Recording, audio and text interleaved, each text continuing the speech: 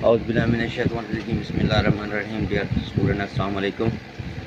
आज हम बात करने जा रहे हैं क्रैकिंग ऑफ पेट्रोलियम पे। तो बेटा, जैसे आपने पढ़ा कि फ्रैक्शन डिस्टिलेशन, और फ्रैक्शन डिस्टिलेशन का मतलब होता है कि आप मुख्तलिफ़ हिस्सों को, पेट्रोलियम के मुख्तलिफ़ हिस्सों को उनके बॉइलिंग पॉइंट की बेस पर अलग-अलग करना, या किसी भी मिक्सचर को, लिक्विड के मिक्सचर को उनके बॉइलिंग पॉइंट की बेस पर अलग-अलग करना, उसको हम फ्रैक्शन डिस्टिलेशन कहते हैं। तो यहाँ पर क्रैकिंग का अगर जो टॉपिक है, इसकी हमें तो क्या ज़रूरत पड़ी, क्यों हम इसको करते हैं।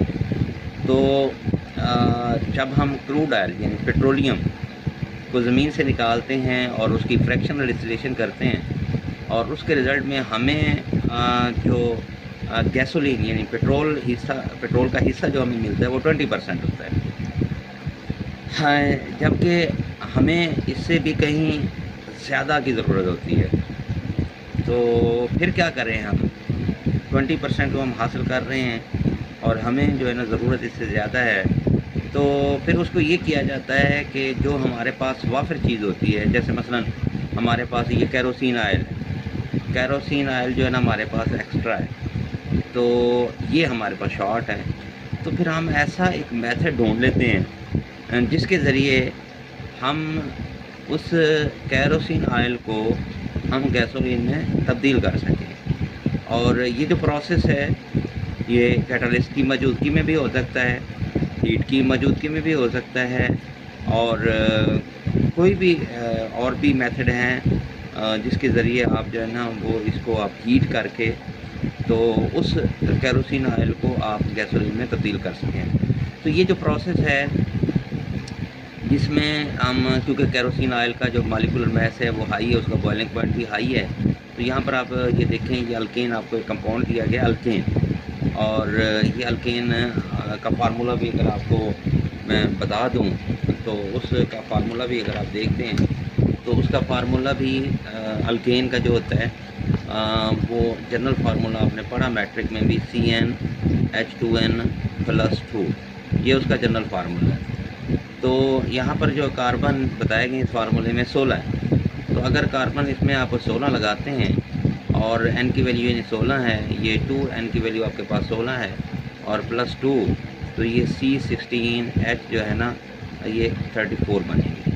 और ये क्या जी, हेक्सा डिकेन, हेक्सा डिकेन। तो हेक्सा का मतलब 6 और डिकेन का मतलब है 10। तो 6 और 10 16 यानी हेक्सा डिकेन। ये एक आपके पास एक बड़ा मॉलिक्यूल है, इसका मॉलिक्यूलर मास भी बहुत हाई है, इसका बॉइलिंग पॉइंट भी हाई है। हम अब ऐसा कुछ करेंगे कि इस कंपाउंड को हम ब्रेक डाउन कर सकें। यानी कि सपोज़ आप इसको केरोसिन ऑयल समझ लें। अब केरोसिन ऑयल जो है ना, हमें तो इतनी ज़रूरत नहीं, हमें तो गैसोलीन की ज़रूरत है, यानी पेट्रोल की ज़रूरत है। तो फिर हम इसको हीट करते हैं। जब हम इसको हीट करते हैं, या उसमें हम जो है ना वो कैटलिस्ट भी डाल सकते हैं, या कोई और भी मेथड हम अडॉप्ट कर सकते हैं। तो ये जो है ना वो टूट जाता है। किस में टूट जाता है? ये कंपाउंड है हेप्टेन। तो अगर आप देखें इसको, तो ये है आपके पास हेप्टेन, यानी कि C7H16, और इसी तरीके से ये इथीन है, CH2 double bond, CH2, 3 molecule इसके बनते हैं। और इसी तरीके से आपके पास एक और मॉलिक्यूल है जिसका नाम है प्रोपीन। अब ये नाम क्यों रखे जाते हैं? मैंने अभी आप पढ़ा अल्कीन, मैंने अभी पढ़ा प्रोपीन, ये इसका ये स्ट्रक्चर बनाना, ये खैर हमारी बातें सारी अगले चैप्टर में होंगी, चैप्टर 8 में। फ़िलहाल अब इसको फोकस करेंगे कि जब इस कंपाउंड को हमने तोड़ा तो ये हाई मॉलिक्यूलर मास था, इसका बॉइलिंग पॉइंट हाई था, हमें ये नहीं चाहिए था, ये हमारे पास सरप्लस था, वाटर मिकदार में था, और हमें चाहिए थी गैसोलीन जिसका मॉलिक्यूलर मास कम होता है। तो फिर जब हम इसकी ब्रेक डाउन करते हैं तो ये छोटे छोटे फ्रैक्शन में तब्दील हो जाता है। तो इस पूरे प्रोसेस को, यानी कि एक बड़े मॉलिक्यूल का जिसका मॉलिक्यूलर मास हाई है, उसके छोटे मॉलिक्यूलर मास में तब्दील कर देंगे जिनका मॉलिक्यूलर मास कम होता है, इस प्रोसेस को हम क्रैकिंग कहते हैं। तो अब आपको क्रैकिंग का पता चल गया होगा। अभी क्रैकिंग जो है ना, ये हाई मॉलिक्यूलर मास हाइड्रोकार्बन को लो मॉलिक्यूलर मास हाइड्रोकार्बन में तब्दील करने के प्रोसेस को हम क्रैकिंग कहते हैं। अब हुआ क्या इसमें, वो कहता है असल में हो ये रहा है कि इस प्रोसेस में जो अल्केन है उसके दरमियान जो कार्बन कार्बन बॉन्ड है, long chain alkane molecule are broken produce smaller molecule of both alkane and alkene. तो अगर आप इस में देखें, मैं तो यहाँ लिख नहीं सकता इतनी 16 की तादाद में, जस्ट आपको 16 मैं कार्बन नहीं लिखूँगा, जस्ट ये बताना है कि एक बड़ी चेन है, ये इस तरह जो कार्बन कार्बन जुड़े हुए हैं, और फिर क्या होता है यहाँ से बॉन्ड ब्रेकिंग हुई, कहीं से भी हो गई, तो मतलब है कि अगर मैं 16 लिख दूँ तो 7 एक तरफ हो गए, जैसे ये 7 बने थे, फिर 6 कार्बन अलहदा हो गए और 3 कार्बन फिर अलहदा अलहदा हो गए। तो अब आप देखते हैं कि टोटल कितने थे आपके पास, 16, 7 ये, और आपके पास यहाँ पर देख लें कि 6 ये और 3 आपके पास ये हो गए, यानी कि 7, 3, 10, 10, 13 और 13 और 3, 16। तो एक बड़ा मालिक्यूल जिसका मालिकुलर मास बहुत ज़्यादा था, तो वो ब्रेक डाउन होके छोटे छोटे मालिकुलर मास में तब्दील हो गया। इस प्रोसेस को हम क्रैकिंग कहते हैं। तो इस प्रोसेस में आप सब देख रहे हैं कि यहाँ से ना बॉन्ड ब्रेकिंग होती है और छोटे पार्टिकल प्रोड्यूस होते हैं।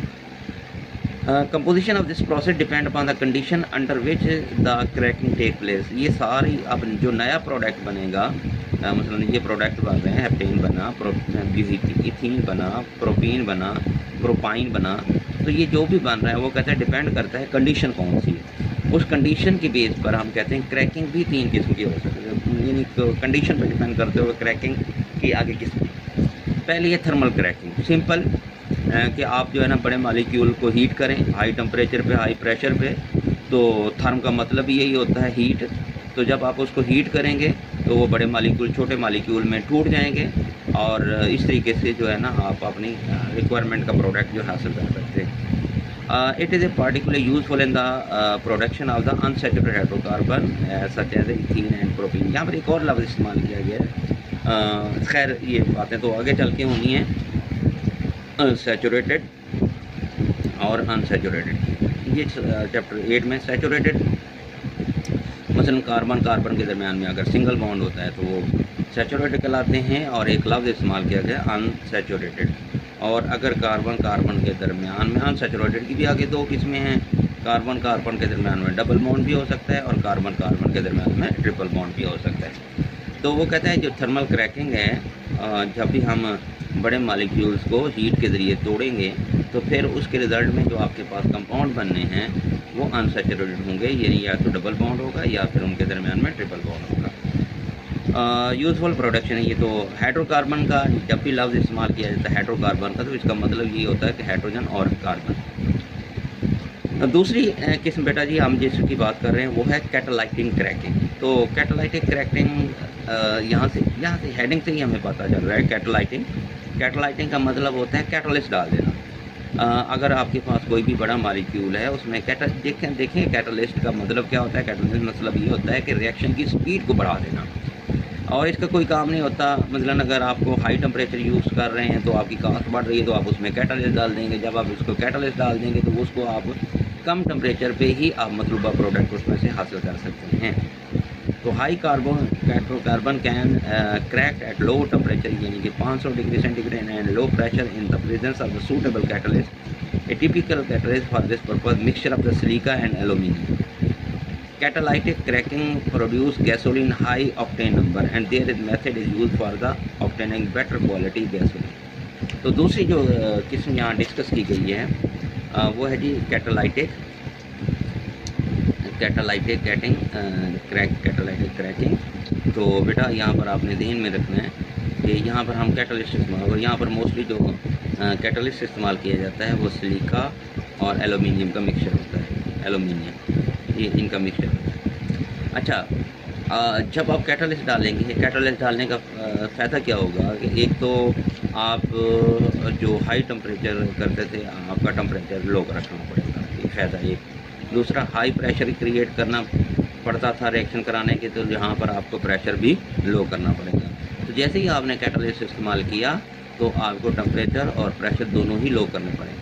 अब ये कैटालाइटिक क्रैकिंग का और क्या फ़ायदा है, वो कहता है कि और फ़ायदा है कि आपके पास जो गैसोलीन मतलब है पेट्रोल, जो आपके पास पेट्रोल है वो अच्छी क्वालिटी का जो है ना वो आप हासिल कर सकते हैं। और जिसका ऑक्टेन नंबर जो है ना वो क्या होता है, ऑक्टेन नंबर उनका हाई होता है। अब ऑक्टेन नंबर क्या होता है ये खैर आगे चल के बात करेंगे कि गैसोलीन की जो क्वालिटी को मेजर करने का जो स्केल होता है उसको हम ऑक्टेन नंबर कहते हैं। और जिसका ऑक्टेन नंबर हाई होगा उतनी ही उसकी क्वालिटी बेहतर होती जाएगी, जिसका ऑक्टेन नंबर लो होगा उतनी ही क्वालिटी उसकी डाउन होती जाएगी। और तीसरी जो किस्म है वो है स्ट्रीम क्रैकिंग। तो यहाँ पर स्ट्रीम से, यहाँ पर आपको हेडिंग से ही पता चल रहा है कि स्टीम क्रैकिंग का मतलब होता है कि आप जब भी किसी हाइड्रोकार्बन को हीट करते हैं और उसके साथ स्टीम यानी वाटर वेपर मिक्स कर देंगे और उसको हीट करेंगे शॉर्ट टाइम के लिए, और फिर हीट भी हाई टेम्परेचर पे करेंगे तकरीबन 900 डिग्री सेंटीग्रेड। यहाँ पर ये बात ध्यान में रखनी है कि आपने कूलिंग बहुत रैपिडली करनी है। जब कूलिंग रैपिडली करेंगे तो जो आपके पास यानी हाइड्रोकार्बन के वेपर होंगे वो डायरेक्टली फ़ौरन जो है ना वो तब्दील हो जाएंगे दोबारा वेपर्स में, और वाटर को थोड़ा सा टाइम लगेगा। वाटर जितनी देर वेपर में रहेगा उतनी देर में जो आपके पास हाइड्रोकार्बन के वेपर हैं वो लिक्विड में तब्दील हो जाएंगे। आप उनको अलहदा कर लें और वाटर वेपर जो है ना वो अलहदा रह जाएंगे। और ये सब प्रोसेस जो है ना करने का फ़ायदा क्या होता है, इस प्रोसेस करने का फ़ायदा ये होता है कि इसका फ़ायदा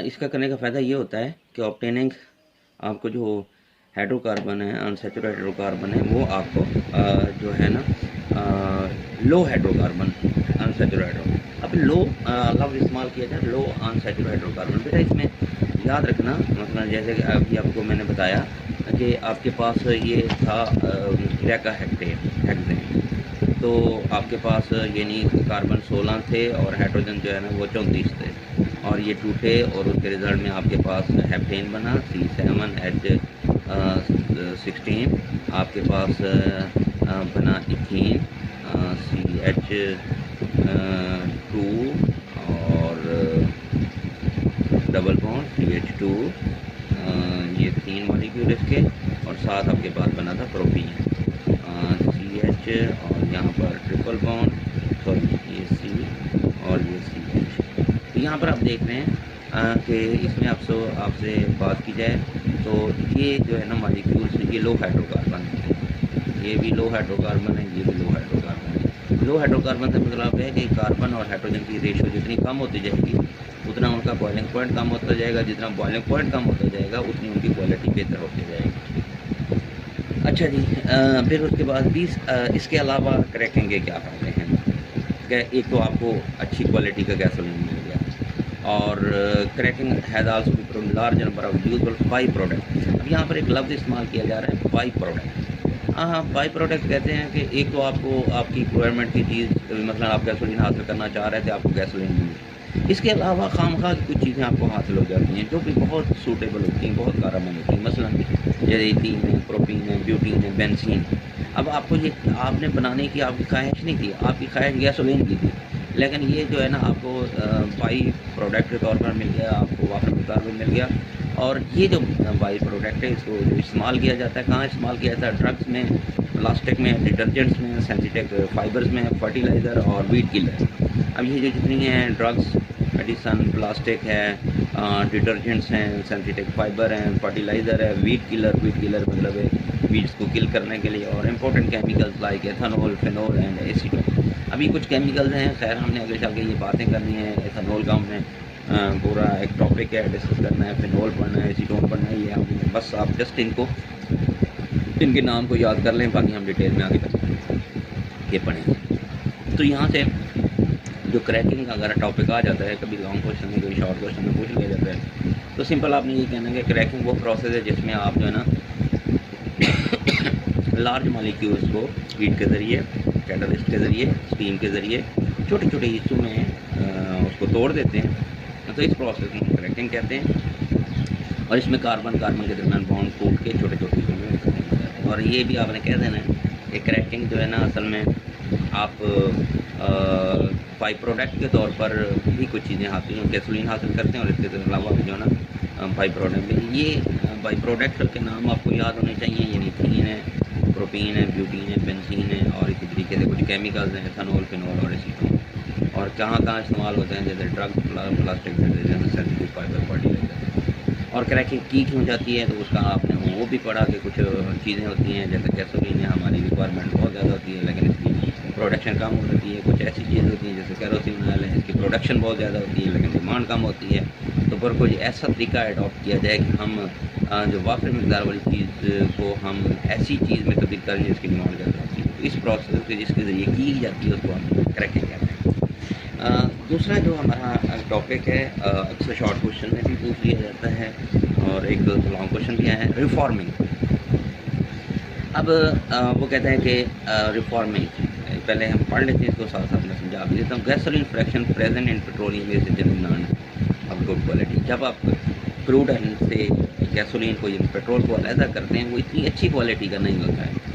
When burns in automobile engine, combustion can be initiated before the spark plug fires.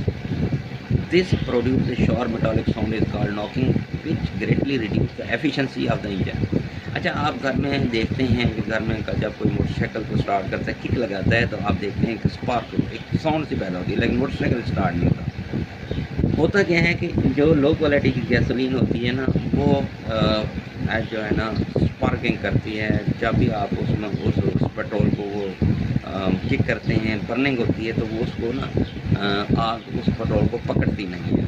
और उसके अंदर जो है ना फिर एक, क्योंकि प्रॉपर तरीके से जब बर्निंग होगी तो तब जाके मोटरसाइकिल ने स्टार्ट होना है, पेट्रोल ने जलना है और मोटरसाइकिल ने स्टार्ट होना है। लेकिन लो क्वालिटी पेट्रोल होने की वजह से जब आप उसको करते हैं, नॉक सी आवाज़ सी पैदा होगी एकदम, फिर जो है ना मोटरसाइकिल स्टार्ट होगी। वो जो साउंड प्रोड्यूस हो रही होती है उसको हम नॉकिंग कह रहे होते हैं। तो अगर आपसे पूछा नॉकिंग क्या है, तो आप कहने कि जब भी हम किसी गाड़ी को स्टार्ट करते हैं और before the spark of the plug fire A metallic sound is produce, that is called the knocking. और इसका ड्रॉबैक क्या है, इसका ड्रॉबैक ये है कि ये इंजन की एफिशिएंसी को कम कर देती है। पहले भी मैं बात कर चुका हूँ कि गैसोलीन की क्वालिटी को हम जिस पैमाने से मेजर करते हैं उसका नाम है ऑक्टेन। और जिस पेट्रोल की गैसोलीन का ऑक्टेन नंबर हाई होगा, इसका मतलब है वो पेट्रोल बहुत अच्छा होगा और वो गाड़ी की एफिशिएंसी को भी, इंजन की एफिशिएंसी को भी बढ़ा देगा। अब हम क्या करते हैं, हमारे पास अगर हमारे पास स्ट्रेट चेन, मसलन अब आपके पास जो है ना एक कंपाउंड है एन ऑक्टेन, ये आप यहाँ पर देखिए एन ऑक्टेन, बुक में भी लिखा हुआ है, मैं भी यहाँ लिख रहा हूँ, और एन ऑक्टेन। यहाँ एन क्यों लिखा जा रहा है, पहले तो ये ध्यान में रखना है, एन ऑक्टेन यहाँ एन क्यों लिखा जा रहा है। एन का मतलब होता है नॉर्मल चेन।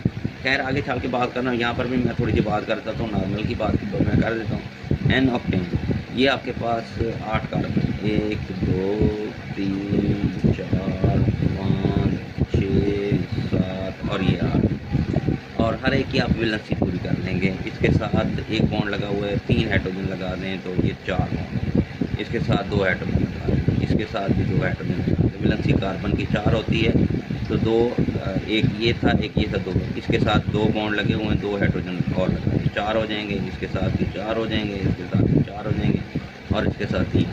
तो यहाँ पर आप देख रहे हो कोई भी कार्बन जो है ना वो डायरेक्ट 2 कार्बन से या 1 कार्बन से जुड़ी है। अगर मैं इस कार्बन को देखूँ तो इस कार्बन से जुड़ी हुई है, इस कार्बन को देखूँ तो एक इससे जुड़ी हुई है और एक से जुड़ी हुई है, इस कार्बन को देखो तो एक इस कार्बन से जुड़ी हुई है, एक इस कार्बन से जुड़ी हुई है। तो बेटा कोई भी ऐसी कार्बन जो है ना इस पूरी नॉर्मल इस चेन में देख लें, कोई भी ऐसी कार्बन नहीं है जो 2 से ज़्यादा डायरेक्ट 3 कार्बन से या 4 कार्बन से जुड़ी हुई है। तो ऐसी चेन जिसमें कार्बन 2 से ज़्यादा कार्बन के साथ ना जुड़ी हुई हो डायरेक्ट, तो उसको हम जो है ना नॉर्मल चेन कहते हैं। ये आपके पास नॉर्मल चेन है। और वो कहता है कि ये गैसोलीन है और इस गैसोलीन का जो है ना ऑक्टेन नंबर 0 है, ऑक्टेन नंबर 0। इसका मतलब है लो क्वालिटी है, क्योंकि पहले मैं बता चुका हूँ कि गैसोलीन की क्वालिटी को मेजर करने के लिए जो स्केल इस्तेमाल किया जाता है उसको हम क्या कहते हैं, ऑक्टेन नंबर कहते हैं। अब क्योंकि इसका ऑक्टेन नंबर 0 है तो इसका मतलब इसकी क्वालिटी किसी काम की नहीं है। अब हम क्या करेंगे, हम क्वालिटी को बेहतर कैसे कर सकते हैं, तो हम कहते हैं कि क्वालिटी को हम बेहतर करने के लिए हम इसको ये नॉर्मल चेन है, इसको हम जो है ना वो ब्रांच चेन में तब्दील करेंगे। अब ब्रांच चेन से मुराद यहाँ पर एक कंपाउंड का नाम है जिसमें हीट और साथ जो है ना इसमें कैटलिस्ट डाला जा रहा है, हीट और कैटलिस्ट डाला जा रहा है। और जब आपने हीट किया और इसमें कैटलिस्ट डाला तो फिर ये कंपाउंड बन रहा है 2,2,4 ट्राईमिथाइल पेंटेन। पहले तो हम लफ्ज़ करेंगे पेंटेन, यानी 5 कार्बन, 1, ये 2, ये 3, ये 4 और ये 5, ये 5 कार्बन हो गए। अब वो कह रहा है कि 2,2,4 ट्राईमिथाइल पेंटेन। सबसे पहले आपने पेंटेन का फार्मूला पेंटेन लिखा। अब गिनती कर लें, 1, ये कार्बन 2, ये कार्बन 3, ये कार्बन 4, ये 5, 2 पे मीथेन, ठीक है, 2 पे ये मिथाइल। अब फिर 2 पे ये मिथाइल, ये भी मिथाइल, यानी कि 2 पे और 2 पे मिथाइल, 4 पे मिथाइल, ये भी 4 पे मिथाइल। अब यहाँ पर आप देख सकते हैं ये एक और यहाँ पर मैं ये होता है मीथेन, ठीक है। और अगर इसमें से एक हाइड्रोजन को निकाल दिया जाए तो फिर वो कहलाता है मिथाइल। ये ध्यान में रखना कि 4 कार्बन मीथेन, अगर उसमें से एक हाइड्रोजन निकाल दिया जाए तो फिर उसको मिथाइल पढ़ा जाता है। तो यहाँ से आप देख रहे हैं 2 पे भी मिथाइल, 2 पे भी मिथाइल, अच्छा फिर 4 पे मिथाइल, तो ये इसका नाम हो जाएगा। ये खैर आगे चल के हमने नॉमेनक्लेचर में इसको मज़ीद डिटेल में पढ़ना है, ज़्यादा आपने परेशान नहीं होना है इसमें। तो 2,2,4 ट्राईमिथाइल पेंटेन, ये आपके पास एक कंपाउंड है। अब इसको हम कहते हैं ब्रांच चेन। अब ब्रांच चेन इसको क्यों कहते हैं, आपको नज़र आ रहा है कि पूरी चेन में एक ऐसा कार्बन है जो 4 कर जाती है। इस कार्बन को देखो, एक इसके साथ जुड़ा हुआ है, एक इसके साथ जुड़ा हुआ है, एक इसके साथ जुड़ा हुआ है, ये 4 कार्बन है। यहाँ पर भी अगर आप देखो तो ये कार्बन है, किसके साथ है। तो अगर चेन में कोई एक कार्बन 2 से ज़्यादा कार्बन के साथ जुड़ा हुआ हो तो उसको हम ब्रांच चेन कहते हैं। तो वो नॉर्मल चेन थी, ये आपके पास ब्रांच चेन है। जब ये बर्न करेगा तो जब ये पेट्रोल आएगा बर्निंग के सामने, कार्बन आया, फिर ये कार्बन और इसके साथ ये कार्बन भी बर्न करेगा, फिर ये कार्बन आएगा, फिर इस कार्बन के साथ ये भी बर्न करेगा, ये भी। अब ये नहीं कि बर्न के लिए आप उसको ज़्यादा कार्बन की तादाद में मिल रही है। अब क्योंकि कार्बन ने बर्न करना होता है, तो अब ज़्यादा जब तादाद मिलेगी बर्न के लिए तो गाड़ी भी ईजी होकर चलेगी और जो प्लग है वो ईज़िली फायर को कैच करेगा, स्पार्किंग होगी और जो है ना वो गाड़ी ईज़िली चलेगी और गाड़ी स्टार्ट भी तरीके से होगी। तो इसका जो ऑक्टेन नंबर है, इसका ऑक्टेन नंबर जो है ना हम कहते हैं ऑक्टेन नंबर 100 है। तो देखें, तो इसका ऑक्टेन नंबर 0 था, इसका ऑक्टेन नंबर जो है ना वो 100 है। ये नहीं कि ये आपके पास नॉर्मल चेन थी, ये आपके पास ब्रांच चेन थी।